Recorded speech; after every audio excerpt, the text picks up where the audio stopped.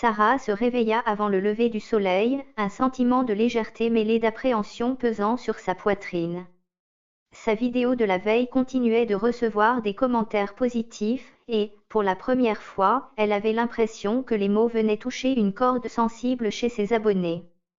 Elle descendit à la cuisine où la maison était encore silencieuse. Sa mère, probablement, dormait encore, et son père avait dû partir tôt pour éviter toute confrontation.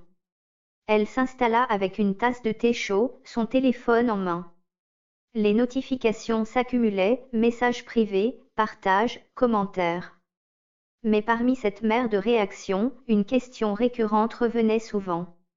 Et maintenant, Sarah, que comptes-tu faire? Sarah réalisa que c'était aussi la question qu'elle devait se poser à elle-même. Alors qu'elle était plongée dans ses pensées, elle entendit les pas de sa mère dans le couloir. Elle leva les yeux, et leurs regards se croisèrent. Sa mère semblait fatiguée, mais son regard était toujours aussi perçant. Encore collé à ton téléphone, lança-t-elle, moqueuse. Sarah ne baissa pas les yeux cette fois. Je travaille. Travailler? Répéta sa mère en ricanant. Regarder des vidéos et poster des photos, c'est ça que tu appelles travailler. Sarah sentit une colère monter en elle, mais cette fois, elle refusa de la laisser exploser. Elle posa calmement sa tasse et croisa les bras. Oui, c'est du travail. Et c'est un travail qui m'apporte plus de satisfaction que tout ce que tu n'as jamais voulu pour moi. Sa mère resta bouche bée, surprise par ce ton ferme et cette nouvelle assurance. Sarah, commença-t-elle, mais sa fille l'interrompit. Maman, je sais que tu penses faire ce qu'il y a de mieux pour moi. Mais ce que tu veux, ce n'est pas ma vie. C'est la tienne. Un silence tendu s'installa.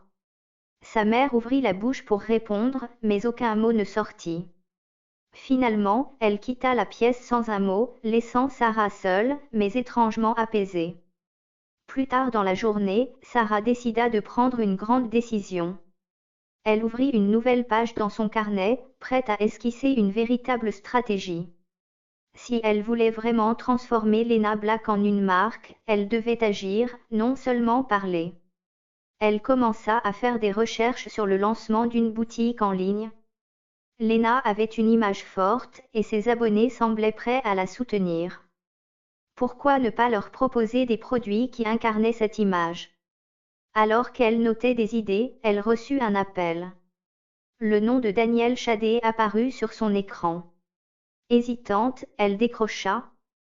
Sarah, dit-il sans préambule, j'ai vu ta vidéo. C'était courageux.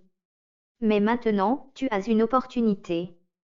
Quelle opportunité? Demanda-t-elle, intriguée. Je veux t'inviter à une émission en direct.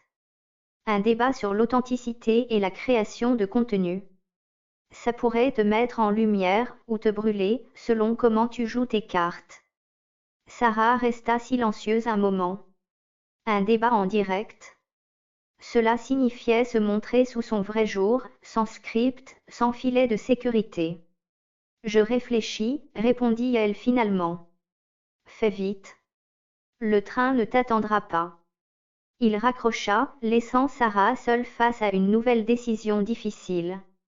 Le soir venu, Sarah se retrouva devant son miroir, observant son reflet. Lena Black l'avait aidée à se construire, mais avait aussi laissé des ombres peser sur son identité. Elle ouvrit une nouvelle story sur Instagram, parlant à ses abonnés avec une sincérité brutale. Aujourd'hui, j'ai reçu une proposition qui pourrait tout changer. Mais pour être honnête, ça me terrifie.